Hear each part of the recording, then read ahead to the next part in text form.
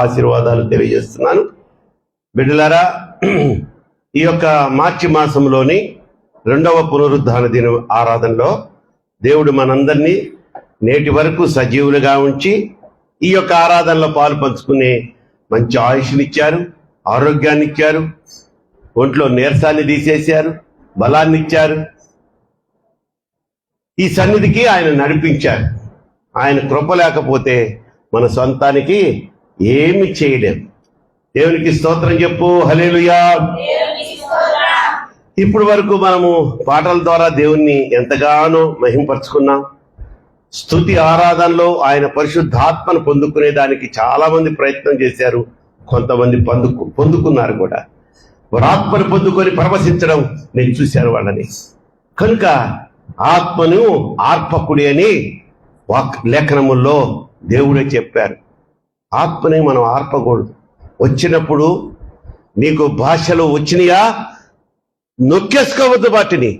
నీకు ప్రవచించే శక్తి వచ్చి ఇచ్చాడా దేవుడు, ప్రవచించ ధైర్యంగా. అంతేగాని సిగ్గుపడద్దు. ఆ సమయంలో సిగ్గుపడేటట్టు వాడు ప్రేరేపిస్తుంటాడు సాతానుగాడు. పక్కనోడు చూస్తారు, నవ్వుతాడు, నవ్వుకొని వాడు పళ్ళే బయటపడతాయి. కాబట్టి ప్రియమైన దేవుని బిడ్డలారా, కృపావరాలు పొందుకోవడం అది అరుదైన విషయం. దేవుని ఆత్మ ఎక్కడ సంచారం జరుగుతుందో అక్కడ తప్పకుండా కృపావరాలు అడిగిన వారికి మాత్రమే అనుగ్రహించబడతాయి. నువ్వు గుడ్లు మెడకరించుకొని పక్కన చూస్తుంటే నీకు కృపావరం ఎందుకు ఇస్తారే? స్వీడ్దానా కదా. కానీ నువ్వు చక్కగా ఆరాధన చేస్తావు తల్లి, చాలా పెద్ద ఆరాధికురాలు అవుతావు ఫ్యూచర్లో నువ్వు.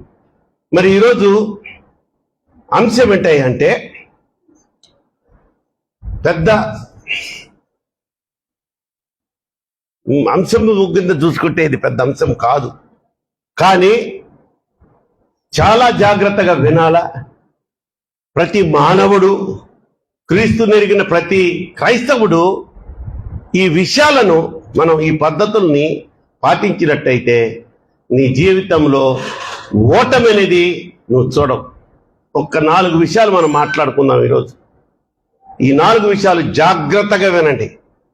ఈ జాగ్రత్తగా విని మీ హృదయంలో దాచుకొని ఇక అది మైండ్లో రిజిస్టర్ చేసేసుకొని దాన్ని మననం చేసుకుంటూ నీ విశ్వాస జీవితాన్ని ముందుకు తీసుకువెళ్ళినట్లయితే నీ జీవితంలో ఓటమి ఉండదు. నీ జీవితము ఒక గమ్యస్థానానికి దేవుడు చేరుస్తారు. నువ్వు అనుకున్నది కూడా సాధిస్తావు కదా. ఒక చిన్న ప్రార్థన చేసుకుందాం. పరమ తండ్రి, మీరు మాలో ఉండండి. పరిశుద్ధాత్మ దేవుడా, మీరు మాతో ఉండండి. యేసయ్యా, ఈ వాక్య పరిచర్యను మీ దాసుని ద్వారా మీరే జరిగించమని వేడుకొని ప్రార్థిస్తున్నాము మా పరమ తండ్రి. ఆమేన్, ఆమేన్, ఆమేన్. చూడండి, టైటిల్ చూస్తే ఈ పద్ధతులు పాటించు, గెలుపు నీదే. కొట్టి చప్పట్లు గట్టిగా. 4 విషయాలు చెప్తాను అన్నాను. ఫస్ట్ది టైం మేనేజ్మెంట్. టైం మేనేజ్మెంట్ అంటే ఏంటి తెలుగులో? సమయాన్ని పాటించడం కాదు, నిర్వహణ. అంటే మేనేజ్ చేయడం అంటారే అమ్మా, సద్వినియోగం కూడా కాదు. నో, ఇట్స్ నాట్ ఏ సద్వినియోగం. టైం మేనేజ్మెంట్ అంటే నిర్వహించడం. నీ సమయాన్ని నువ్వు నిర్వహించుకోగలిగి ఉండాల. దేవునికి స్తోత్రం చెప్దాం. హల్లెలూయా. అంటే ఒక చిన్న ఉదాహరణ చెప్తాను. ప్రతి మాట విలువైన మాట. మీరు అటు ఇటు చూసారా యవనస్తులారా? మీకే ఈరోజు అర్థమైందా? నువ్వు ఈ లోపలేకి ఇట్లా పెట్టేసుకోబాక, ఆ దరిద్రం తీసుకొచ్చి. అర్థమైందా? ఫస్ట్ పాయింట్ దాని గురించి చెప్తున్నాను, జాగ్రత్తగా విను వికిగా. సెల్ ఫోన్ ఉంది. దీంతో నాకేంటి పని, నీకేంటి పని? దీంట్లో ఏముంటాయి? ఫేస్బుక్ ఉంది. వింటున్నారా? ఇదిగో నువ్వు ఎక్కడికి లేచావు? నువ్వు లేచావు, అందరి దృష్టి మీద పోయింది. కూర్చో.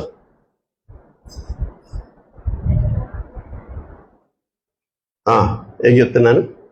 సెల్ ఫోన్తో నీకేం పని? దాంట్లో ఫేస్బుక్ ఉంటుంది, వాట్సాప్ ఉంటుంది, ఇంకేముంటాయి? ఏదో చెప్తుంది హర్షిత నోర్లు నొక్కేసుకుంటుంది. ఇన్స్టాగ్రామ్ అన్నావు కదా నువ్వు, నీకు బాగా తెలుసు ఇన్స్టాగ్రామ్. వీటితో మనకెందుకు అసలు? ఈ సెల్ ఫోన్తో మనకేం పని? ఎంత టైం వేస్ట్ అయిపోతుందో తెలుసా మీకు? ప్రతి యవ్వన బిడ్డ రోజుకి మినిమం 8 hours ఈ సెల్ ఫోన్ మీద గడిపేస్తున్నాడట. ఇట్టంటోడు చూస్తే వీళ్ళకి నిద్రలో కూడా ఉండవు. ఏమనుకోబాక నాన్న, సిగ్గుపడబాక. నిజం చెప్తే సిగ్గెందుకు నాన్న? నీ మీద లేని అన్న చెప్తే విక్కిగాడు దొంగ. నేను దొంగ అంటలేదే, నువ్వు మంచోడివిరా, చాలా పర్ఫెక్ట్ మ్యాన్ నువ్వు. కానీ నీకున్న వీక్నెస్ దీంతో నువ్వు కూడా లేరా. నువ్వు ఏంటో పెద్ద వాడిని అన్నాను అనుకోబాక. ఇంకా దొంగలు చాలా మంది రాలా. వాడికి ఈ మధ్య ఐస్ ఎఫెక్ట్ అయిపోయింది తెలుసా? చెరిగాడికి గేమ్స్ ఆడి అంట సెల్ ఫోన్ లేకపోయినా ఇటు అంటున్నారంట కళ్ళు. వాళ్ళమ్మ నాకు చూపించింది. ఎంత బాధపడ్డానో తెలుసా? ఏమన్నారమ్మా? ఆ డాక్టర్ దగ్గరికి తీసుకెళ్ళాను. అంకుల్ గారు, ఈడేమో చూడండి నా మాట ఎంటలేదు. మరి ఏమన్నారమ్మా? వాడికి నేను పర్మనెంట్ అంటుంటా. నన్ను చూసినా అంటున్నాడేమో అనుకున్నా. అంటే ఆటలు ఆడేటప్పుడు ఇటు చూస్తారంట కదా, ఆ ఫాస్ట్గా తిప్పడం అలవాటైపోయి అట్లా అయిపోయాడంట. సో టైం మేనేజ్మెంట్ మనం చేసుకోవాలంటే, మన సమయాన్ని నిర్వహించుకోవాలంటే ముందుగా ఏం చేయాలంటే, ఈ చండాలాలని, ఈ వేస్ట్ చేస్తున్న మన సమయాన్ని మనము మంచికి ఉపయోగించుకున్నట్టయితే నీ జీవితంలో నేను చెప్పినట్టుగా ఇది పాటించు, టైం మేనేజ్మెంట్ని పాటించు, విజయం నీదే. అదేంటంటే దీని గురించి కాకుండా బైబిల్ చదువుతారా ఎవరన్నా? నువ్వు బైబిల్ చదువుతావా? ధైర్యంగా ఒప్పుకున్నావు. నువ్వు అమ్మా 3 ఫలాలు తింటావే, ఎందుకు చదవు బైబిల్? మీ సంగతి ఏంటి? ఒక్క తలకాయ ఊగుతుంది. నువ్వు అది కూడా మానేసావు కదూ. బైబిల్ చదవడం లే మధ్య లోకం ఎక్కువైపోయింది నీకు. దేవుడు నీతోనే మాట్లాడుతున్నాడు. హర్షిత నీకు బాప్తీసాలు ఇచ్చినప్పుడు నేనేం చెప్పాను? బైబిల్ చేయాలమ్మా అని చెప్పానా లేదా? చదువుతున్నారా? ఎందుకమ్మా మీరు ఇట్లా చూస్తారేంటి? ఎందుకు చదవటం లేదు? సమాధానం రావాలి నాకు ఈరోజు. నీకు లెక్కప్ప చెప్తున్నాను నేను. వాళ్ళు చదవకపోతే టిఫిన్ పెట్టబాక, అన్నం పెట్టబాక, ఏం కారు ఒక రోజుకి. చదవాలి అంతే. బైబిల్ చదవాలి, ప్రార్థన చేయాలి. అప్పుడే వాళ్ళకి కాఫీలు, టిఫిన్లు, పలావులు, బలావులు కఠినంగా ఉండాలా. మీరు ముదిగారం చేసే వాళ్ళని సాతానుడి గారికి అప్పచెప్పేస్తున్నారు తీసుకెళ్ళి.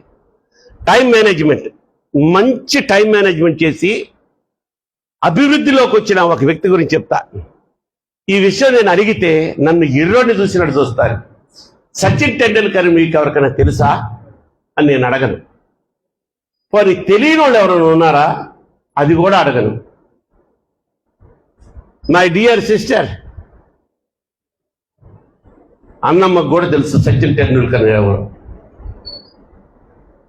తెలుసు. ఎందుకు తెలియబడ్డాడు? మన సంఘంలో ఈ కొద్ది మంది కాదు, భారతదేశం కాదు, ప్రపంచవ్యాప్తంగా. ఎవరమ్మా సచిన్ టెండూల్కర్?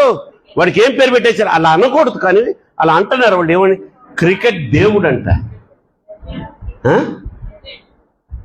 ఏదో అంటావు, నేను ఇటు తిరిగి చూసి చిచ్చిట అంటుంటావు. క్రికెట్ దేవుడు అంట. ఎలాగో అవ్వగలిగాడు ఆ క్రికెట్ అనే ఆటకి? దేవుళ్ళ అంత స్థాయికి ఎదిగాడు అనకూడదు. మీరు ఎప్పుడు అనబాకండి అట్లాంటి మాటలు. దేవుడు ఒక్కటే. ఆయన ఎవరు? యేసు ఒక్కడే. కొట్టు చప్పట్లు గట్టిగా. ఏ దేవునితో నీతో సమానెవరు? వద్దులే పాటల్లోకి వెళ్ళిపోతాను. వద్దు. సచిన్ టెండూల్కర్ పద్ధతి చెప్తాను వినండి. ఎవరు బిడ్డలారా? రే చెరిగా, నువ్వు రారా, ముందుకు వచ్చి కూర్చోనా. అందా నువ్వు అక్కడ ఉంటే మళ్ళీ అక్కడే ఏదో పెట్టుకొని చూస్తున్నావో నాకు తెలీదు. నువ్వు రాయ్యా, నువ్వు దండం పెడతా రాయ్యా. నువ్వు రారా, ఇక్కడ రారా, నా కుర్చీలో కూర్చోరా. దా రామ్మా ఇక్కడ రా. అదిగో అక్క పక్కన కూర్చో, ప్రసన్న అక్క పక్కన కూర్చో. అది కూడా పెద్ద ముందుకు వచ్చామ్మా, ముందుకు వచ్చి రా, ముందుకు రా. అరే సచిన్ టెండూల్కర్ ఏమైంది? వీడిగో సచిన్ టెండూల్కర్ వచ్చినట్టున్నాడు. అరే పొద్దున్నే 3:30కి లేచేవాడంట, 4 గంటలకల్లా గ్రౌండ్లో ఉండేవాడంట. బ్రష్ చేసుకొని గబగబా ఆ డ్రెస్ తీసుకొని ఆ కిట్ తీసుకొని 4 గంటలకల్లా గ్రౌండ్. ఉదయం 9, 8:30, 9 దాకా ప్రాక్టీస్ చేసేవాడంట. అంటే 5 అవర్స్. ఓకే, 8:45 అక్కడ ముగించుకొని ఇంటికి వచ్చేసాడు అనుకోండి, హాఫ్ అన్ అవర్ 9:30కి మళ్ళీ స్కూల్ ఉండేదంట అతనికి. 9:30 లోపల బ్రేక్ఫాస్ట్ చేసి స్నానం చేసి మళ్ళా బుక్స్ తీసుకొని ఫ్రెష్ అయిపోయి వెళ్ళిపోయేవాడు. 4:30కి స్కూల్లో కాలేజీ చదువు లేదనుకుంటా అతనికి. ఐ థింక్ స్కూల్లో ఉన్నప్పుడే వచ్చేసాడు ఆటలోకి.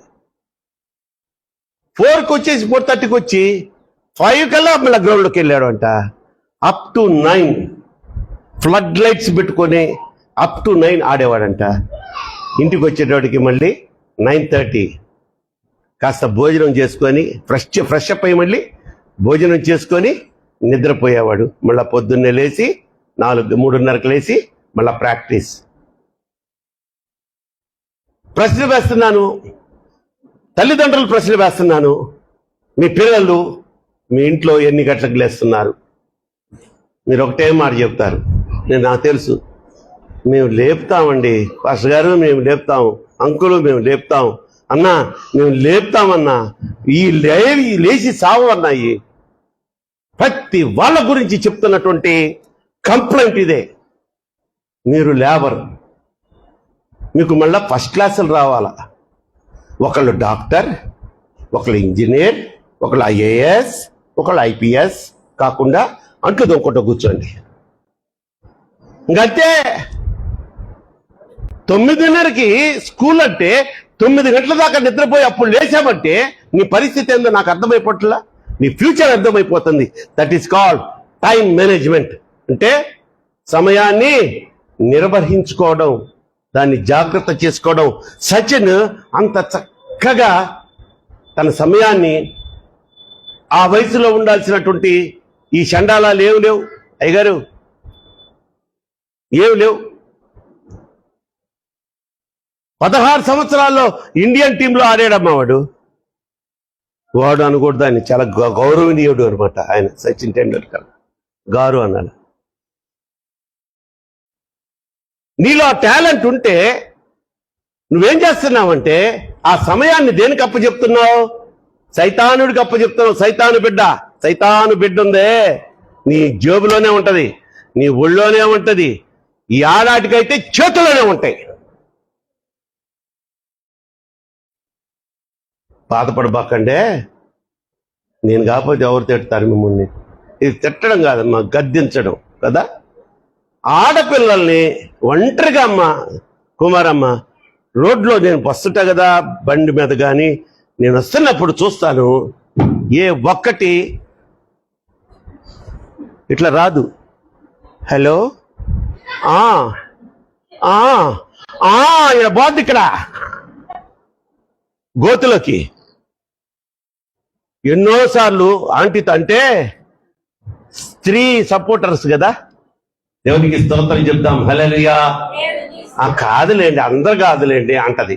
అందుకని కనిపించిన సెల్ ఫోన్ మాట్లాడే అమ్మాయికి అంతా చూపిస్తారు, వాళ్ళంతా యంగ్స్టర్స్ మీకులాగా. అమ్మా, అది మీరు టైంని సేవ్ చేసుకోవాలా, సద్వినియోగం చేసుకుంటే దేవుడు మీకు తోడుగా ఉండి. చూడండి, న్యాయాధిపతుల గ్రంథంలోంచి 6వ అధ్యాయము 21వ వాక్యాన్ని మనం చూద్దాం ఒక్కసారి. సోమరి అసలు ఆశీర్వదించబడాడంటమ్మా. ఎందుకంటే వాడి సోమరితనం వలన వాడి అభివృద్ధిలోకి రావాల్సిన పనులు మానేస్తాడు.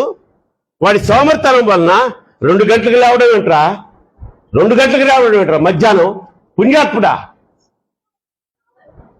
తెల్లారుదాం 6 గంటలకు పడుకోవడం ఏంటి? చెప్పు పెట్టి కొట్టద్దు ఇంట్లో తల్లిదండ్రులు. వీళ్ళు దుప్పట్లు కప్పుతారంట. వాడు చెడిపోకేమవుతాడు ఇంట్లో. అమ్మ చదువు 6:21. అతడు అలాగు చేయగా యెహోవా దూత తన చేత నున్న కర్రను చాపి దాని కోనతో ఆ మాంసమును కోనతో కాదు కొనతో మాంసమును ఆ పొంగని భక్ష్యములను ముట్టినప్పుడు అగ్ని ఆ రాతిలో నుండి వెడలి ఆ మాంసమును పొంగని భక్ష్యములోని కాల్చివేశారు. అంతటా యెహోవా దూత అతనికి అదృశ్యమాయెను. అంతటితో ఇది ఏంటయ్యా అంటే ఇన్సిడెంట్. ఆ దూత ఎవరంటే గిద్యోను. సచిన్ టెండూల్కర్ వచ్చినట్టున్నాడు. ఆ దూత గిద్యోను దగ్గరికి వస్తుంది. గిద్యోను ఎవరు?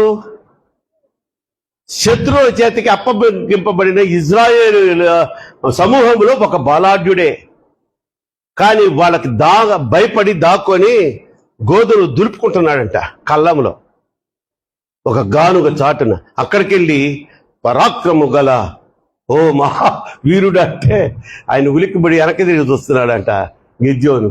ఇక్కడ పరాక్రమవంతుడు ఎవడు ఉన్నాడమ్మా? దేవుడు నిన్ను ప్రేమిస్తున్నాడు, నీకు తోడుగా ఉంటానన్నాడు అంటే ఆయనే మాకు తోడుగా ఉంటే మాకు ఈ గతి ఏంది, ఈ బానిస బతుకేంటి, వాళ్ళు వచ్చి మా మీద పెత్తనం చేయడం ఏంటి అంటే నిన్ను ఎంచుకొని ఇప్పుడు శత్రువుల చేతికి మిమ్మల్ని అప్పచెప్పాడు కదా దేవుడు ఇజ్రాయేలీల్ని, వాళ్ళ చేతిలోంచి నీ ద్వారా విడుదల కలిగిస్తాడు అని చెప్పింది. చెప్పమన్నాడు యేసయ్య. చెప్తే దేవుడు ఆ దూత పోయి ముందే తెలుసు దేవుడికి, వాడు ఏదో ఒక సూచన అడుగుతాడు, చేసి పడేయని చెప్పాడు. అడిగాడు. అప్పుడు ఏంటంటే ఇదిగో నేను బలిపీఠం పెడుతున్నా ఉంది ఇక్కడ, దాని మీద పచ్చి మాంసం పెడతా, పొంగని భక్ష్యములను ఉంటాయి కదా, రొట్టెలు గిట్టెలు కాల్చని ఉంటాయి కదా, అవి పెడతా.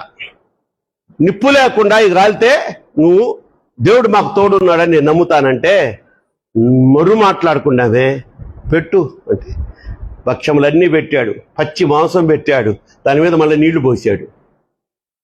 వచ్చింది ఎవరు? పరాక్రము గల దేవుని యొక్క దూత వచ్చాడు. వస్తే ఆయన చేతిలో ఉంటది కదా కర్రో ఖడ్గము, అక్కడ కర్ర ఉందనుకుంటు కదా, ఆ కర్ర కొనతో ఆ భక్ష్యములను ఆ మాంసాన్ని అలా తాకాడంట. కర్రలోంచి రాలా, ఆ రాతిలోంచి ఆ యొక్క వేడి పుట్టుకుని వచ్చి ఏం చేసింది, ఆ మాంసాన్ని కాల్చేసింది. చక్కగా పొంగని ఆ యొక్క భక్ష్యములన్నీ కూడా అంటే మార్చలా, బూడిద వల్ల సిద్ధపడేలాగా అవి తయారయ్యాయి, నిప్పు లేకుండానే. నైట్ ఆ తర్వాత చదవమా, ఆ తర్వాత ఏమైంది?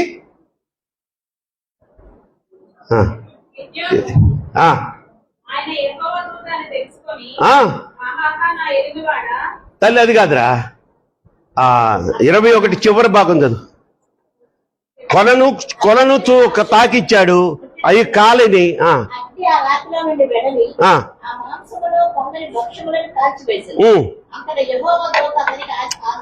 కాల్చి వేసెను. అంతటా యెహోవా దూత ఏం చేసింది? అదృశ్యమైంది. కాసేపు ఉండొచ్చుగా తల్లి. అందులో అక్కడ చక్కగా మాంసం కాల్చారు, భక్ష్యములు పొంగని భక్ష్యములు కూడా కాల్చాయి. ఆయన కదా గిద్యోను మన ఇద్దరం భోంచేద్దామంటే కాదంటాడా గిద్యోను? చక్కగా భోంచేసి కాసేపు రెస్ట్ తీసుకొని ఎల్లుండొచ్చుగా. దూత చెప్పిన పని చెప్పినట్టు చేసి సమయము వృధా పోనివ్వకుండా వెళ్ళిపోయింది అక్కడి నుంచి. ఎందుకు చెప్పాను ఈ ఇన్సిడెంట్ అంటే టైం మేనేజ్మెంట్ ఉన్న వాళ్ళు అలా చేస్తారు, చెప్పిన పని చెప్పినట్టు చేస్తారు. మనకి దేవుడు చేయమన్న పని మనం చేయాలి. చూడండి, ఇప్పుడు మన చాలా మందిలో కూడా ఖాళీగా ఉన్నప్పుడు స్త్రీలకే కదా ఎక్కువగా ఖాళీ ఉంటుంది. దేవునికి స్తోత్రం, మీరు కూడా చక్కగా పనులు చేస్తున్నారు, ఉద్యోగాలు చేస్తున్నారు, పురుషుల కంటే ఎక్కువ సంపాదిస్తున్నారు. కొంతమంది గృహిణీలుగానే ఉంటున్నారు. వాళ్ళకి ఎక్కువ సమయం ఉంటుంది కదా. ఇంట్లో ఏముందమ్మా, మరి పొద్దున్న వెళ్ళిపోతున్నారు కదా. ఈయన సాఫ్ట్వేర్ ఇంజనీర్ అయినా ఆయన ఎక్కడో ఉంటాడు, ఆ ఆఫీస్ ఎక్కడో ఉంటుంది. ఇక్కడ 7 గంటలకు బయలుదేరితే కానీ ఆయన అలాగే పిల్లలు వాళ్ళ స్కూల్స్ వాళ్ళకి 7-8 కల్లా ఆమె క్యారెల్ ఇచ్చేస్తుంది, టిఫిన్ కూడా చేసేస్తుంది. ఆ తర్వాత ఇక ఖాళీగా ఉంటుంది ఆ తల్లి. ఆ సమయాన్ని ఏం చేయమంటున్నాడంటే సద్వినియోగం చేసుకో. అప్పుడు పరిశుద్ధ గ్రంథాన్ని చదువుకో చక్కగా, నిదానంగా, హడావుడి లేకుండా. లేకపోతే ఒక అర్ధగంట ప్రార్థన చేసుకో, గంట ప్రార్థన చేసుకో. ఇది చేయకుండా అపార్ట్మెంట్స్ అనుకో, అక్కడ భలే అసలు పిలవకుండా డోర్ తీస్తే ఏటది నా పని అయిపోయిందా అంటది ఎదురుగా. ఆమె ఏమికంటే ముందుగా పని చేసుకొని ఈ వస్తుందో రాదో అని కూర్చొని ఉంటది. వీళ్ళందరూ ఆ కిందకి పోతారు గ్రౌండ్ ఫ్లోర్కి. అక్కడ ఒక పార్క్ లాగా ఉంటుంది, కమిటీ మీటింగ్స్ ఏర్పాటు చేసుకునే స్థలం. అక్కడ చేరి వ్యర్థమైన మాటలు, పనికిరాని మాటలతో కాలం గడిపేస్తారు. టైం మేనేజ్మెంట్ ఉన్నవాడు ఆ పని చేయడు అంటున్నాడు. అలా చేయొద్దు, మీరు అలా ఉండొద్దు. మీరు ప్రార్థన ద్వారా మీ యొక్క జీవితంలో ఉన్న లోటులను తీర్చేసుకోండి. మీరు బైబుల్ చదవడం ద్వారా దేవుడు మనకిచ్చిన ఆజ్ఞలను, మన నడవడిక ఎలా ఉండాలన్న దాన్ని ఈ పరిశుద్ధ గ్రంథము చదివితే మీకు అర్థమవుతుంది. అందుకనే సచిన్ అనేవాడు అన్యుడైనా కూడా వాళ్ళకి ఇదిగో ఇటువంటి పరిశుద్ధ గ్రంథము, వాళ్ళేదో పరిశుద్ధ గ్రంథాలు అనుకుంటారు కొన్ని బుక్కులు, కానీ ఇటువంటి సత్యవాక్యము చెప్పే గ్రంథము లేకపోయినా అతను సమయాన్ని పాటించాడు, సమయాన్ని చక్కగా వినియోగించుకున్నాడు గనుక అతను ఏమయ్యాడమ్మా, ప్రపంచవ్యాప్తంగా గుర్తింపు పొందిన వ్యక్తి అయ్యాడు. మనం ఎందుకు కాలేకపోతున్నాం? మాకు ఈ విధమైన బోధ చేసిన వాడు లేడు. అయితే మేము కూడా అప్పుడే మారు మనసు పొంది ఏదో ఒకటి తగలబడేవాళ్ళం. అంటే ఇదేదో నేనేం తక్కువ ఉద్యోగం అని నేను అంటల్లా. ఇది అందరికంటే, ఈ సచిన్ గాడి కంటే పెద్ద ఉద్యోగం మాది. చెప్తున్నా, ప్రక్కదారి సమయం ఉంటే, మీరు ఇంకోటి కూడా చెప్తున్నాను తల్లిదండ్రులారా, దేవుడే చూసుకుంటాడు అని మీ పిల్లల ముందు మాత్రం పొరపాటు కూడా అనొద్దు. ఎవరున్నారు చిన్నపిల్లల తల్లులు? సునీతమ్మ, నువ్వే కనిపిస్తున్నావు నాకు. రక్షణ కూడా వచ్చినది కదా. పర్లేదు నాయన, నిన్ను దేవుడే చూసుకుంటాడు. ఇంకంతే. ఈడు కూడా దేవుడి మీద భారం వేసి ఇదిగో 9 దాకా నిద్రపోవడం, మధ్యాహ్నం 2 దాకా చదువులు మానేయడం. ఫస్ట్ ఏం చెప్పానమ్మా మీకు? 4 చెప్తానన్నాను. మొదటిది టైం మేనేజ్మెంట్. రెండోది చూసినట్లయితే, రెండోది వర్క్ మేనేజ్మెంట్, అంటే పనికి సంబంధించిన నిర్వహణ, పని నిర్వహణ. చూసాం ఈ విషయంలో ప్రతి వానికమ్మా దేవుని దగ్గర నుంచి ఒక పిలుపు ఉంటుంది. పిలుపు అంటే ప్రతి వాణ్ణి దేవుడు ఆయన పరిచర్యకి పిలవడు. ప్రతి వాణ్ణి నువ్వు స్వార్థ చెప్పు అనడు, ప్రతి వాణ్ణి సంఘం కట్టు అనడు. కానీ నీకంటూ నిన్ను ఒక స్థితికి తీసుకుని వెళ్ళాలన్నా ఒక మంచి ఉద్దేశము ఆయన కలిగి ఉంటాడు. చెయ్యవలసిన పని జాగ్రత్తగా చూడండి. టైం మేనేజ్మెంట్ అంటే సమయము నిర్వహించడం, వర్క్ మేనేజ్మెంట్ అంటే పనిని నిర్వహించుకోవడం. ఆదివారము క్రైస్తవుడు ఎక్కడుండాలి? రోజంతా ఉంటున్నారా? దీనికి ఒక సమయం ఉంది. ఈ సమయంలో మీరు ఎక్కడుండాలి? మందిరంలో ఉండాలి. నువ్వు మందిరంలో ఉండాలి చెరిగా.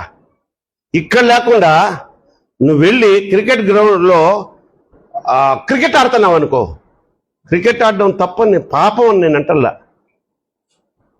బార్లో ఉంటే పాపం, సినిమా హాల్లో ఉంటే పాపం, గుట్కా వేసుకొని సొల్లు కబుర్లు చెప్తే పాపం, గంజాయి తాగితే పాపం, చెడిపోయిన ఎదవలతో తిరిగితే పాపం రా.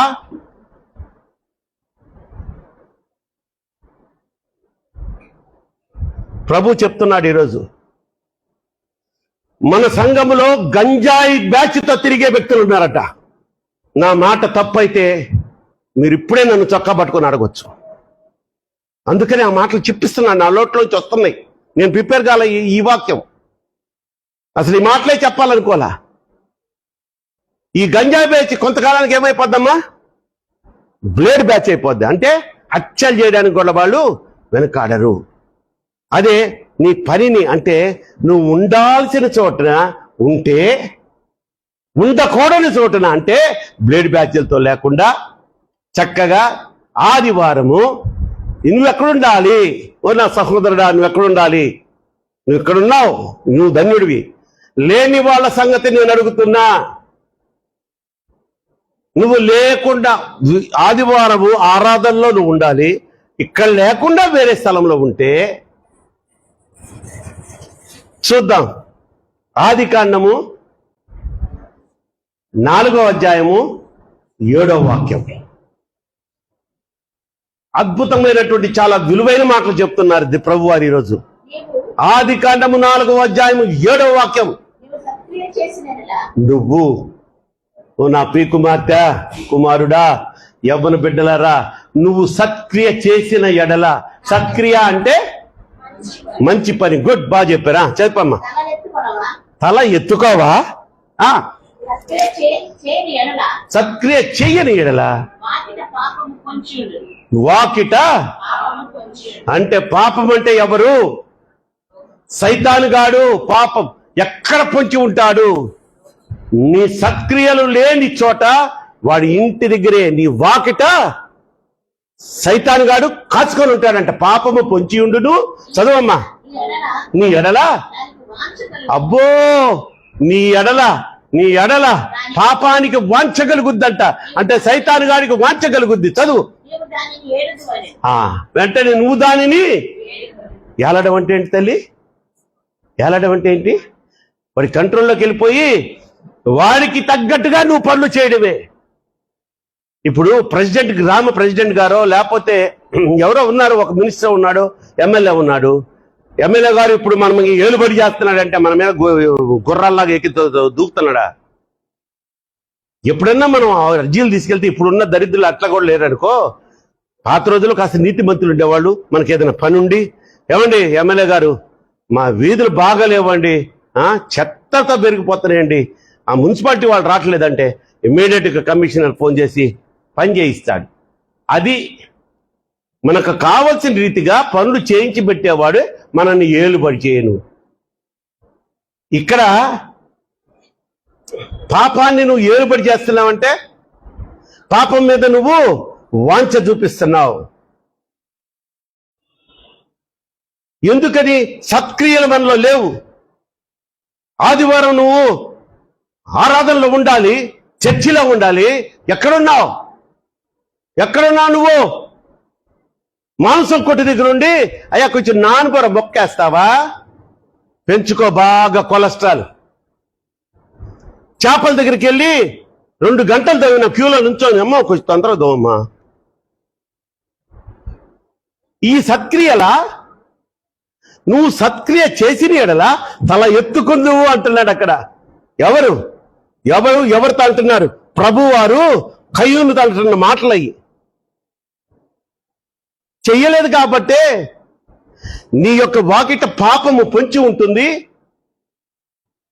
దానికి నీ మీద ప్రేమ కలుగుద్దంట. అబ్బో, సాతానుడికి ప్రేమ కలిగితే చెర్రిగా ఇక మనకు పండగే పండగ కదా.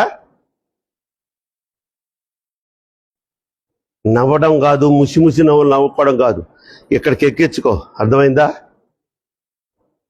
దీంట్లో సింపుల్గా చెప్పేదా మీకు అర్థమయ్యేటట్టు? నువ్వు ఆదివారం చర్చిలో ఉండాలి. మీ అమ్మ ట్యూషన్ బొమ్మనింది, నువ్వు మీ అమ్మకు భయపడి వెళ్ళిపోతావు. దేనికి దూరం అయ్యావు నువ్వు?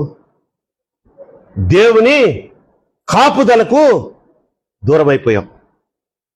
దేవుని కాపుదలకు దూరమైన వాళ్ళ మీద దేనికంటే వాంచగలిగేది? పాపానికంటే నీ మీద పాపానికి వాంచగలుగుద్ది. పాపం అంటే సైతానుగాడు.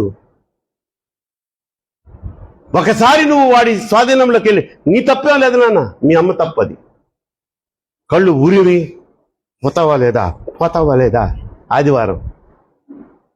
వీళ్ళేమనుకుంటున్నారు, నువ్వు ఒక కలెక్టర్, ఐఏఎస్, ఐపీఎస్,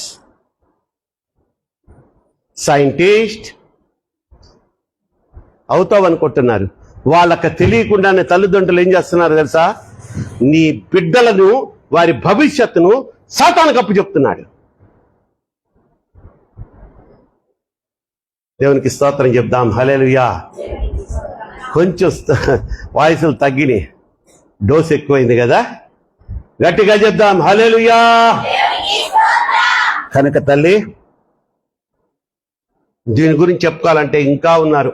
మా దావీదయ్య గారు ఉన్నాడు, ఆయన లేకుండా వాక్యము ముగించడం చాలా కష్టం. ఎందుకంటే ఆయనలో మంచి ఉంది, భక్తి ఉంది, చెడు ఉంది, పాపం ఉంది. అమ్మా, 2 సమూయేలు గ్రంథము 11వ అధ్యాయము మొదటి 2 వాక్యాలు లేకపోతే 3 వాక్యాలు చదవండి. మొదటి 2 వాక్యాలు చదవండి. వెళ్ళిపోతున్నాను నేను త్వరగా ముందుకి.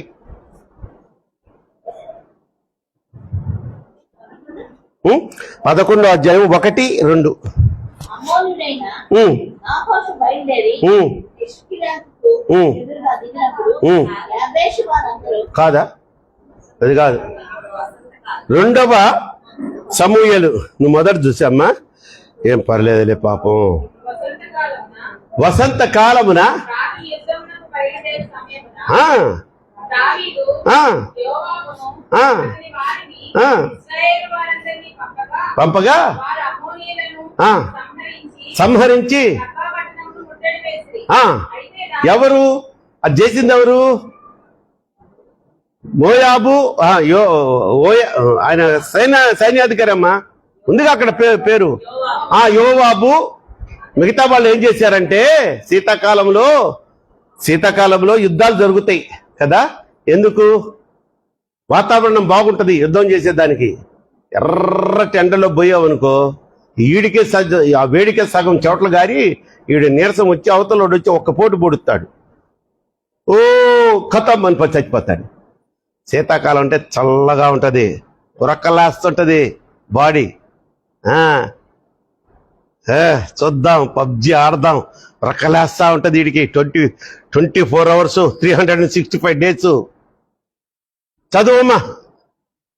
రబ్బా పట్టణమును ముట్టడి వేసిరి. వేశారు. అయితే దావీదు యెరూషలేమునందు నిలిచెను. దావీదు మాత్రం ఎక్కడ ఉండిపోయాడంట?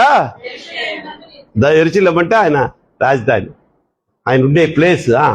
నిలిచి ఒకానొక దినమున ఆ, ప్రొద్దుపొడుపు వేళ అమ్మ జాగ్రత్తగా వినండి, దావీదు సంగతి చెప్తున్నాను.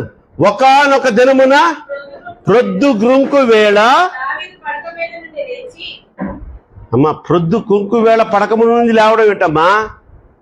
సౌజన్య, శ్రీకాంత్ కూడా అంతేనా?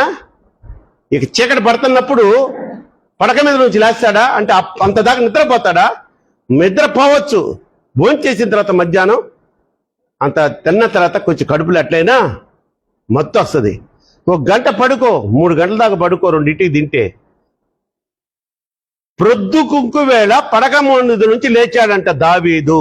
అంటే దావీదు నేచర్ ఏందో మీకు తెలుసు కదా. దావీదు నేచర్ తెలుసు కదా, 7 మార్లు. అటువంటి భక్తుడమ్మా. ఏది గొర్రెలు కాసేటప్పుడు కాదు, చక్రవర్తి అయిన తర్వాత కూడా 3 మార్లు ప్రార్థన, 7 మార్లు స్తుతి చెల్లించుకునే దావీదు శీతాకాలములో యుద్ధం చేయవలసిన రాజు యుద్ధానికి కూడా పోల. ఆ సైన్యాధిపతి వాళ్ళని చూసుకుంటారా అంటే వేసేయంటారు అంటే ఇల్లు వేసేసారు. ఈయనేమో ప్రొద్దుకుంకు వేళ నిద్రలేసి చదువమ్మా. రాజనగరి మిద్దె మీద నడుచుచు ఇది చూసారా? అప్పుడు నిద్ర లేచాడు. అరే భటులారా, లేకపోతే ఎవరో ఉంటారు కదా వాళ్ళకి, మంచి జ్యూస్ పట్టండి అయ్యా, లేకపోతే దానిమ్మ జ్యూస్ ఏదో ఉంటాయి కదా, లేకపోతే ఏదో ఆకలిగా ఉందిరా, మధ్యాహ్నం ఎప్పుడో తిని పడుకున్నాను, కొంచెం ఆహారం తీసుకురండి అన్నాను. కానీ ఆయన ఏం చేశాడంట? రాజనగర్ మిద్దె మీద నడుస్తున్నాడంట.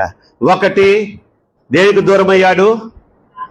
సంధ్యా ప్రార్థనకి, అంటే ఉదయకాల ప్రార్థన సాయంకాల ప్రార్థన, మధ్యాహ్న ప్రార్థన, సంధ్యాకాలం అంటే చీకటి పడుతున్న సమయం, పొద్దు కుంకుతున్న, మనం పొద్దు కుంకుతున్నప్పుడు కాదు, కుంకి జబర్దస్తులు అయిపోయి ఇంకా సీరియల్స్ అన్ని అయిపోయి 11 అయిన తర్వాత అప్పుడు ప్రార్థన, ప్రభువా క్షమించిన ఆయన జబర్దస్త్ చూసా, ప్రభువా క్షమించిన ఆయన ఈ చండాలాలు చూసా.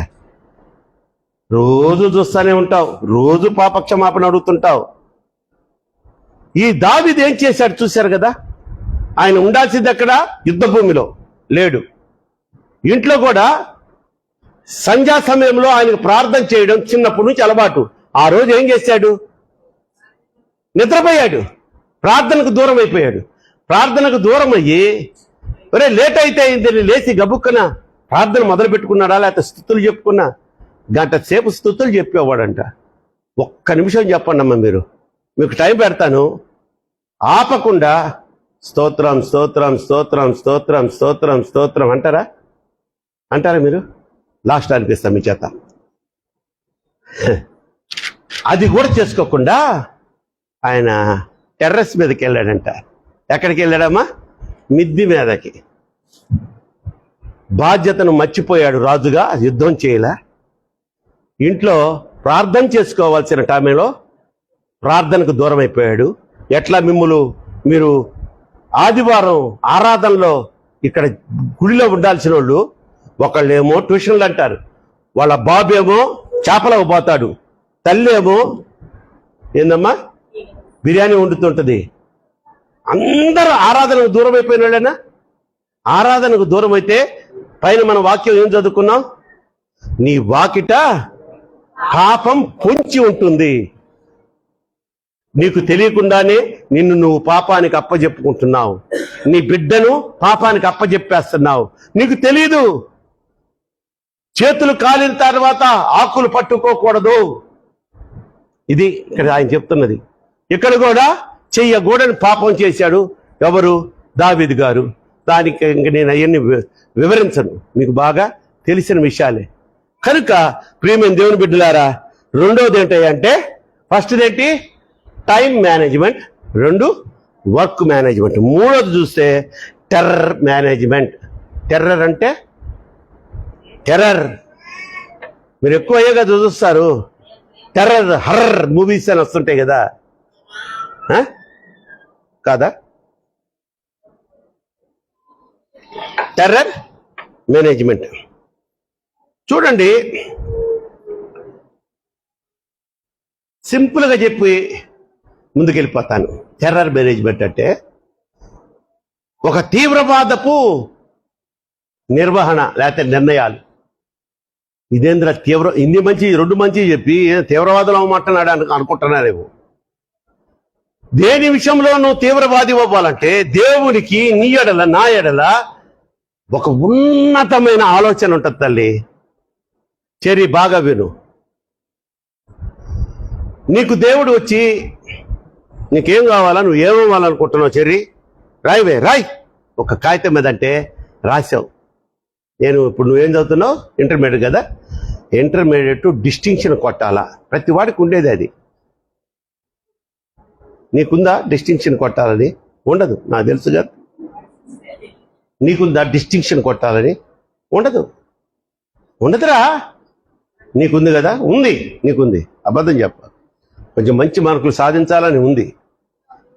అసలు నీకేరా ఈ వాక్యం? పూర్తిగా చెడిపోయిన వాడికి మనకు అనవసరం. అట్లా ఉంటే బ్యాలెన్స్డ్గా ఉన్న వాళ్ళకి బాగుపడేదానికి వాక్యం. చూడండి, ఆయన ప్రక్కనే నేను నిన్ను చెర్రి తల్లి, నేను నిన్ను ఈ విధంగా హెచ్చించాలనుకుంటాను.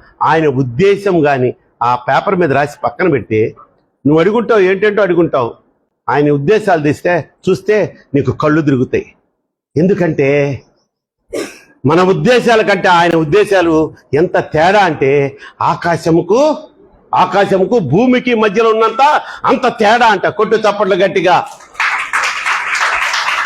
ఇటువంటి ఉద్దేశం కలిగి ఉన్న మన ఎడల కలిగి ఉన్న ఆ దేవుని ఆలోచనలు మనకు కొన్ని ఉన్నాయి. ఆ ఆలోచనలు ఏందయ్యా అంటే రకరకాలున్నాయమ్మా. ఎన్నని చెప్పేది. పాడు పనులు. నంబర్ 1 సోమరితనం. వాడిని ఏమంటారు? సోమరిపోతురాయుడు అంటారు కదా. 2వది తిండిపోతు. 3వది తిరుగుబోతు.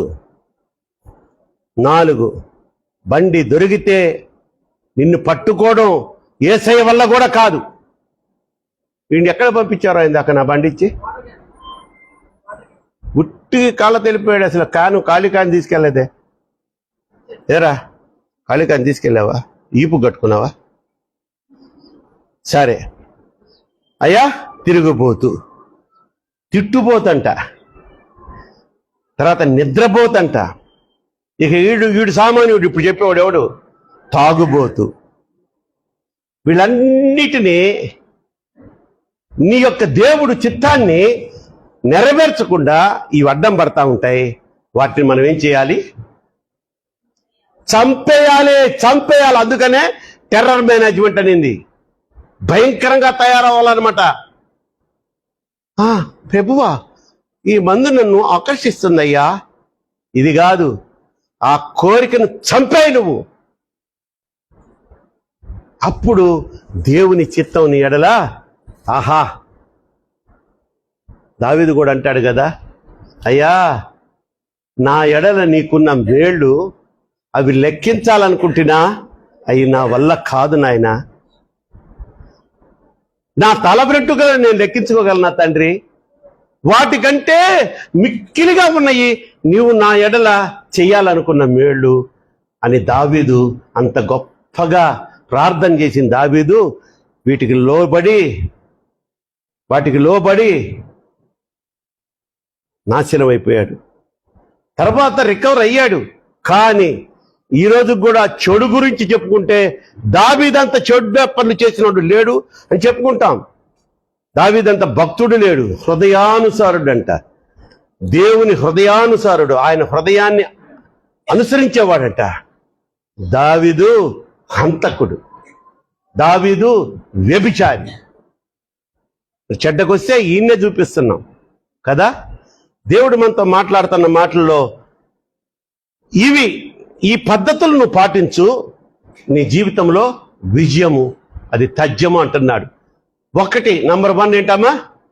Time management. అంటే సమయాన్ని నిర్వహించుకో, కాలాన్ని నిర్వహించుకో. తర్వాత 2వది వచ్చి వర్క్ మేనేజ్మెంట్. నీ పనిని కూడా నియంత్రించుకో, లేకపోతే ఆ పని విషయంలో ఒక నిర్వహణ పాటించి దాని ప్రకారం ఆ పనిని నిర్వర్తించు అంటున్నాడు. 3వది వచ్చి టెర్రర్ మేనేజ్మెంట్ అంటున్నాడు.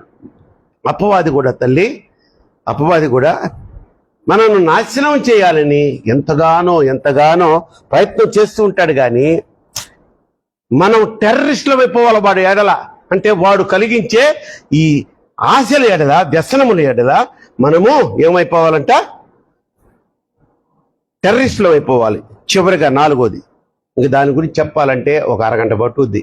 టెర్రర్ మేనేజ్మెంట్ గురించి ఆధ్యాత్మికంగా నేను ఎదగనివ్వవు.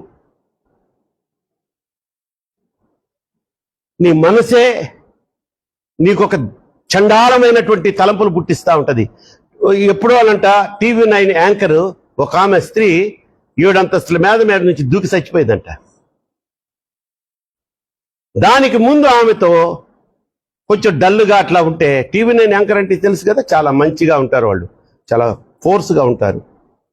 ఆమె డల్గా ఉంటే ఒక జర్నలిస్ట్ అడిగాడంట, why you are so sad, ఏంటి అంత హుషారుగా లేదంటే, నేను పనిచేస్తున్నది TV9లో, పురుషుల మధ్యలో, వాళ్ళ చూపులు నాకు తెలుసు, నా చుట్టూ ఉన్న ఉద్యోగుల గురించి నా గురించి చేస్తున్న కామెంట్స్ నాకు తెలుసు, వీటన్నిటినీ చంపేయగలిగాను. కానీ చివరికి నా మనసే నాకు శత్రువు అయిపోయింది అని సమాధానం చెప్పింది. ఆ సమాధానం చెప్పిన వారం రోజులు ఆమె చనిపోయింది. దాన్ని కూడా ఆమె జయించుంటే ఈ రోజుకి బతికుండేది ఆమె. తొందరపడొద్దు. ఆత్మహత్య చేసుకోవాలని తలంపు వస్తున్న బిడ్డలారా, ఆత్మహత్య చేసుకునే అధికారం నీకు లేదు, నాకు లేదు. ఇది దేవుడిచ్చిన శరీరం కాదు, మా ఆత్మ. అందుకని ఈ ఆత్మను హత్య చేసే అధికారం నీకు లేదు. ఈ ఆత్మను నరులారా తిరిగి రండని ఆయన పిలిస్తే అప్పుడు పోవాల్సిందే గాని నీకు మనశ్శాంతి లేదు. నేను చచ్చిపోతా, చచ్చిపోతే ఈడ్చుకొని పోతారు ఎక్కడికి? నరకాని. ఇంత భక్తి చేసి ఇంకెనకాల పడి చచ్చినట్టు ఒక సామెత ఉంది. కనుక తల్లి, నాలుగోదిగా చూస్తే మనం ఫ్యూచర్ మేనేజ్మెంట్ అంటే భవిష్యత్తు నిర్వహణ. చూడండి అమ్మా, ఫిలిప్పీలకు రాసిన పత్రిక 3వ అధ్యాయము 10, 11, 12. ఫిలిప్పీలకు రాసిన పత్రిక, నేను ముగింపులోకి వచ్చేసాను.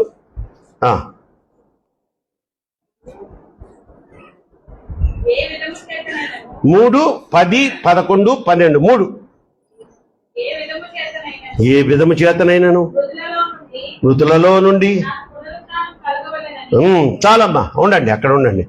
ఏ విధము చేతనైనను మృతులలో నుండి నాకు పునరుద్ధానం కావాలని ఫ్యూచర్ ప్లాన్ చేసుకుంటున్నాడు పౌలు గారు. అంతేనా? ఆయన ప్లానింగ్ చెప్తున్నాడు ఎవరికి? ఫిలిప్పు, ఏ విధంగానైనా నాయనా నువ్వు మృతుల పునరుద్ధానము పొందాలి, మృతులలోంచి నువ్వు లేపబడాలి. ఆ విధంగా నీ యొక్క రూట్ను సరి చేసుకో అంటున్నాడు. చదువమ్మా.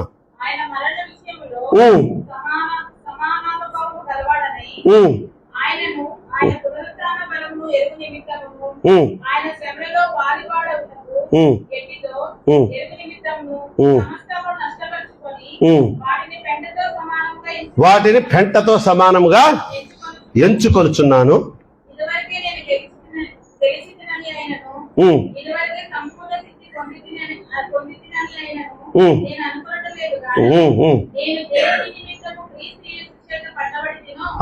ఈ మాట అందరం కలిసి చెప్దాం.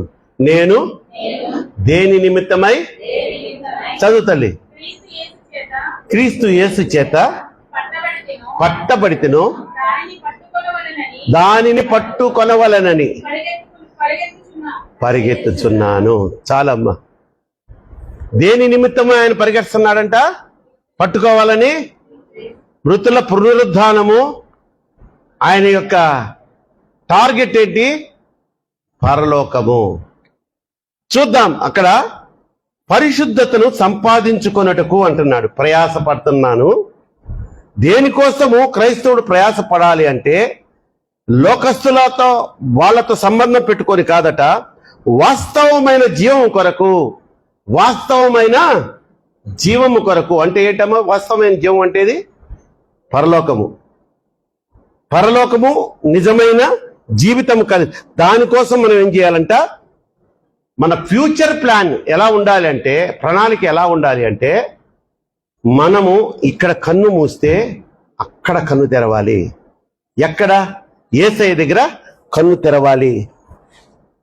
మళ్ళీ వచ్చాడు దావీదు. దావీదు కంట ఆయన ఎవరమ్మా? సంసోను మరణం తెలుసంట. ఎందుకు? ఎలా తెలుసు? ఈయనకంటే ముందు చనిపోయినాడు కదా వాళ్ళు. ఆ తర్వాత సంసోను తర్వాత సౌలు మరణం తెలుసు దావీదుకి. ఇంకొక ఆయన దగ్గర ప్రధానిగా ఉన్నాడు, అహీతోపేలు అనేవాడి మరణం కూడా తెలుసు అంట. ఎందుకంటే వాడు ఉరిపెట్టుకుని వచ్చాడు. అక్కడ అంటున్నాడు, నా అంతము నాకు తెలుపు ప్రభువా, నా అంతమెటులో ఉండును. పాట కూడా ఒకటి ఉంది, నా బ్రతుకు దినములు లెక్కింప నేర్పుము దేవాయిబు నాకు ఇంకొంతకాలము ఆయుష్షు పెంచును బ్రతుకు మాత్రును సమయము నిన్ను నా బ్రతుకు దినములు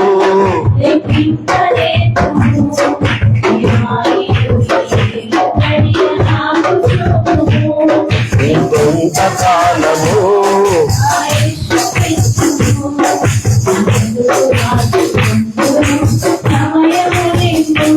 చూడండి తల్లి, ఇక్కడ ఈ అంశంలో పౌలు గారు చెప్తున్నాడు, అరే అన్యులు పరిగెత్తినట్టు ఆస్తి కోసం, డబ్బు కోసం, వెండి బంగారం కోసం నువ్వు పరిగెత్తొద్దు కానీ నీవైతే దేని బట్టి పరిగెత్తాలంటున్నాడంటే నీతిని బట్టి, నీ భక్తిని బట్టి, నీ విశ్వాసాన్ని బట్టి, అలాగే సాత్వికమును బట్టి, ప్రేమను బట్టి, పరిశుద్ధతను బట్టి నువ్వు వాటి కోసం పరిగెత్తు అంటున్నాడు.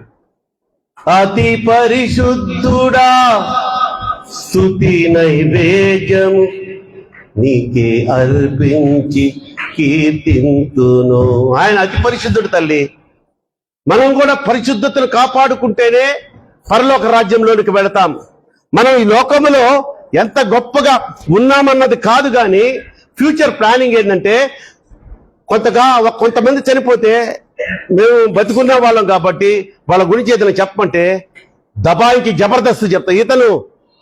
ఇతను నీతిమంతుడు, నీతిగానే జీవించాడు, నిజాయితీగా క్రైస్తవుడిగా బతికాడు, దేవుని ఆజ్ఞలకు లోబడ్డాడు, ప్రతి ఆదివారం చర్చికి వచ్చాడు, పరిశుద్ధ గ్రంథంలోని లేఖనములను మదనపు చేశాడు, ఆకలింపు చేసుకున్నాడు, అరాయించుకున్నాడు, ఇంకా బోళ్ళు చెప్పగలం. అతని సాక్ష్యాన్ని బట్టి ఇతను నిశ్చయముగా ఈరోజు ఇక్కడ లేడు గాని దేవుని దగ్గర ఉన్నాడు అని చెప్పగలుగుతున్నాం, చెప్పాం. సాక్ష్యం అంటారు అది. చూడండి ఎంత గొప్పవాడమ్మా ఆయన. 2 రాష్ట్రాలు ఉన్నప్పుడు, మన ఆంధ్ర 2 రాష్ట్రాలుగా ఉన్నప్పుడు ఆయన హోమ్ మినిస్టర్. ఆంధ్ర రాష్ట్రం విడిపోయి తెలంగాణ రాష్ట్రం విడిపోయిన తర్వాత ఆంధ్ర రాష్ట్రానికి ఆయన ప్రథమ స్పీకర్. ఎవరైనా గెస్ట్ చేసి చెప్పగలరా? కోడెల శివప్రసాద్ గారు. ఆయనకి ఉండేదేమో ఇంత ఉంటాడు, పొట్టోడు, ఇంత ఆయన ఉండేది. ఆయనకి పేరేంటో తెలుసా? పల్నాడు టైగర్. పల్నాడు అంటే గుంటూరు ఆ ఏరియా అనమాట. కానీ ఆయన మరణం ఒక చిన్న గదిలో ఊరేసుకొని చచ్చిపోయాడు. హోమ్ మినిస్టర్ చేశాడు, స్పీకర్గా చేశాడు, తెలుగుదేశం పార్టీలో ప్రధానుడిగా ఉన్నాడు. ఏ లాభం?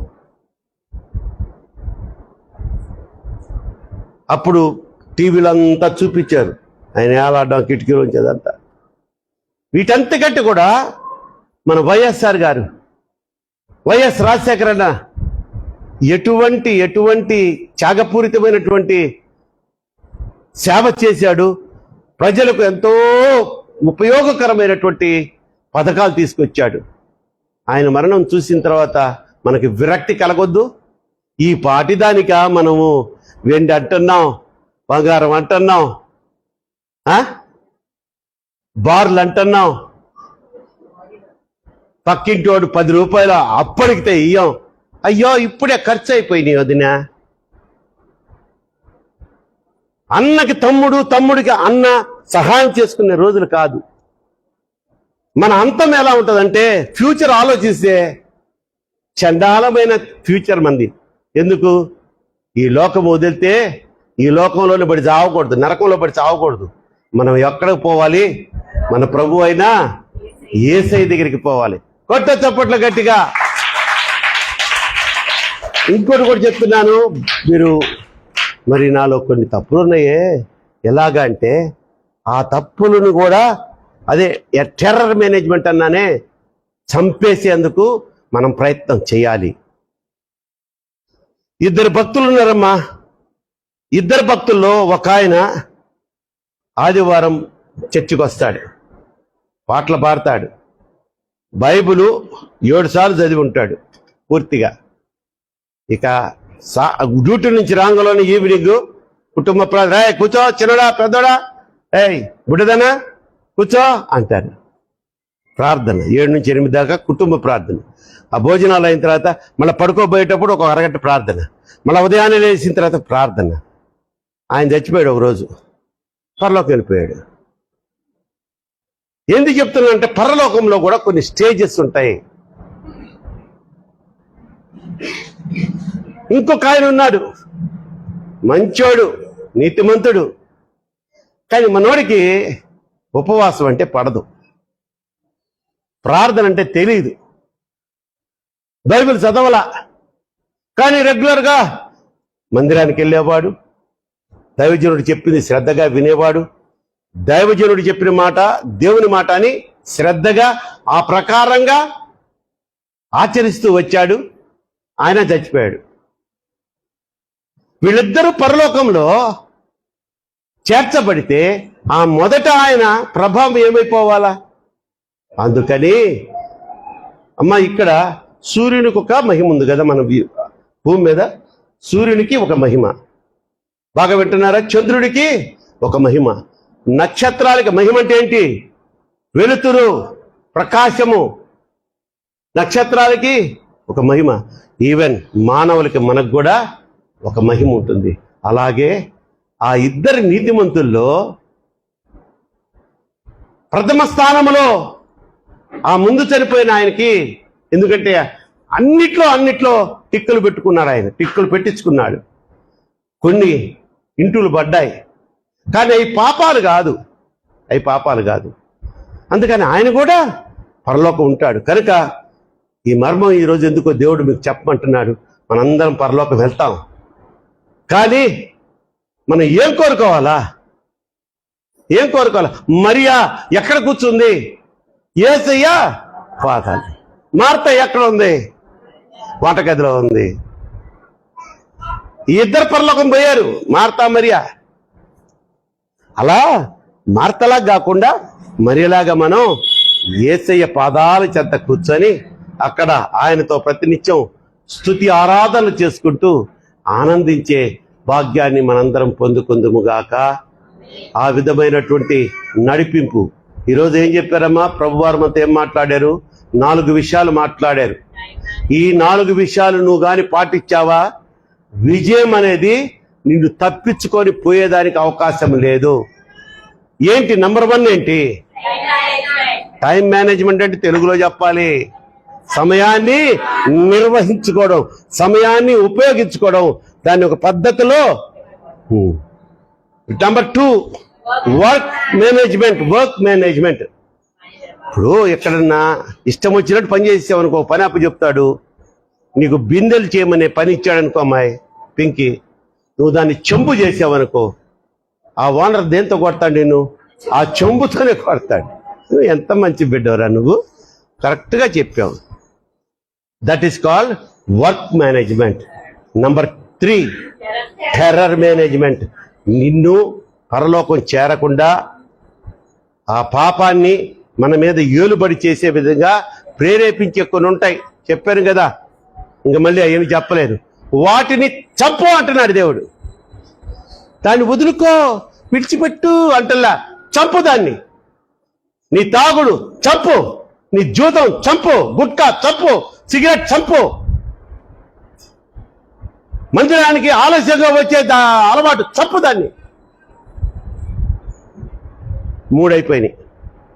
4వది ఇది చాలా మంచిది. ఎందుకంటే ఇవన్నీ చేసుకుంటూ వస్తే మన ఫ్యూచర్, ఆయన మన ఎడల కలిగి ఉన్నటువంటి ఆ యొక్క ఉద్దేశాలన్నీ ఆయన నెరవేర్చుటకు ఆయనకు ఒక అవకాశం మనం ఇచ్చిన వాళ్ళం అవుతాము.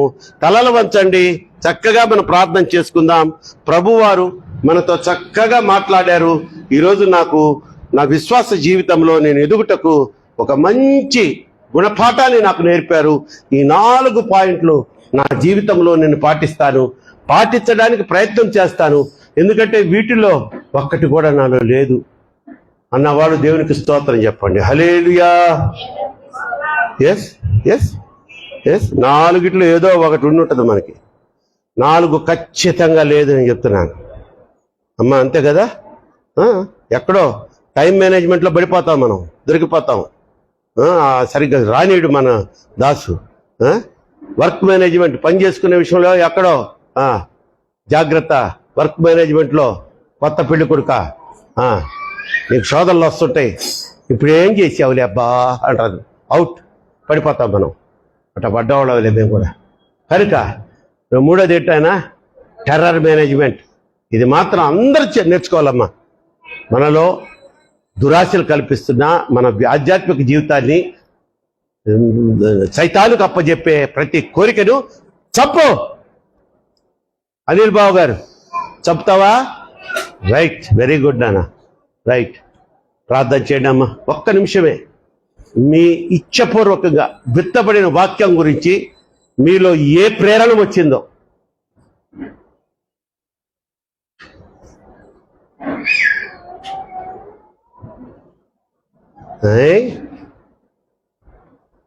దేవునికి దూరం చేస్తావా?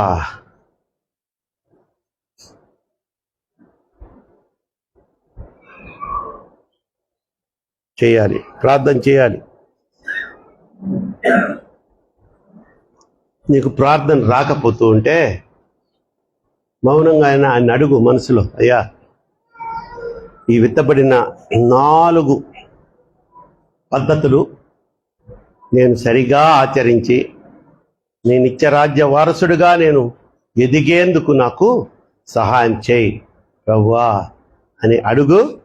చక్కగా దేవుడే నిన్ను నన్ను నడిపించునుగాక. ప్రభువా స్తోత్రం చెల్లిస్తున్నాను నాయన. ఇదిగో నీ ప్రియకుమారులు కుమార్తెలు ముఖ్యంగా యవ్వన బిడ్డలతో మీరు మాట్లాడారయ్యా. వారి ఇచ్ఛాపూర్వకంగా భక్తి చేయనీయకుండా కొన్ని విషయాల్లో కొంతమంది నా తండ్రి అడ్డుపడుతూ ఉండుండొచ్చు. కొన్ని ఆశలు వారిని అడ్డగించుకుంటూ ఉండుండొచ్చు. మైకేల్ జాక్సన్ ఒక్క ప్రోగ్రాంకి కొన్ని వేల కోట్ల రూపాయలు ఫీజు తీసుకుంటాడు. మైకేల్ జాక్సన్ అద్భుతమైన పాటగాడు, ఆటగాడు. కనీసం 150 సంవత్సరాలు నేను జీవించాలి, ఈ డబ్బు ఏం చేసుకోను, ఇంత కుప్పలు తెప్పలుగా వచ్చి పడిపోతుందని 15 మంది డాక్టర్స్ని ఎప్పుడు సిద్ధంగా ఉంచుకునేవాడంట. ఇంట్లోనే పెద్ద మల్టీ సూపర్ స్పెషాలిటీ హాస్పిటల్ ఉండేదంట. ఆయనకి ఏ అవయవం పోయినా ఆ అవయవం దానం చేయడానికి డోనర్స్ రెడీగా ఆ ప్యాలెస్లో ఉండేవాళ్ళంట. ఆ ప్యాలెస్ వైశాల్యం 3000 ఎకరాల స్థలములో ఒక పెద్ద రాజకోట. దాంట్లో ఒక్కడే. ఆయన ఆశ ఏంటి? 150 సంవత్సరాలు నేను బ్రతకాలి, ఏం చేసుకొని డబ్బు అని ఆ యొక్క యాత్రను మొదలుపెట్టాడు, జీవిత యాత్రను. అనుకోని రీతిగా 50వ సంవత్సరంలో గుండె ఆగి చనిపోయాడు. ఆగిన ఆ గుండెను అందుబాటులో ఉన్న ఆ వైద్యులు ఎవ్వరూ మరలా తిరిగి పని చేయించలేకపోయారు. గుండె ఆగిపోతే లేకపోతే పాడైపోతే డొనేషన్ ఇవ్వడానికి రెడీగా ఉన్న ఆ వ్యక్తులు కూడా అవసరం లేకుండా అయిపోయింది. అర్ధాంతరం 150 సంవత్సరాలు బతుకుదామనుకున్న మైకేల్ జాక్సన్ 50 సంవత్సరాలకే లోకం విడిచాడు. ఇంత మాత్రమే కదా నాయన మనం బ్రతుకు. మొన్న ఈ మధ్య 8 సంవత్సరాల బ్రాలుడు వాళ్ళ అక్కో అన్నో ఎవరో సడన్గా వచ్చి పూ అని దడిపించారంట. దడిపిస్తే దానికి సడన్గా అని గుండె ఆగి చనిపోయాడు ఆ బిడ్డ. 8 సంవత్సరాల కుర్రోడు. ఒక యాక్సిడెంట్ కాదు, ఒక రోగం కాదు, ఏమీ లేదు. ఊరికినే సరదాగా ఆ తమ్ముడో అన్నో చెల్లో భయపెట్టారు అంతే, భూ అని. మీరు కూడా చేస్తూ ఉంటారు చిన్నపిల్లల్ని, లేకపోతే పెద్దోళ్ళని కూడా. పొర్రపాటును కూడా ఇక మీదట అట్లాంటి పనులు చేయబాకండి. సడన్గా అర్ధాంతరంగా వాళ్ళు చనిపోతే మీరా బాధ్యులు? మిమ్మల్ని బాధ్యత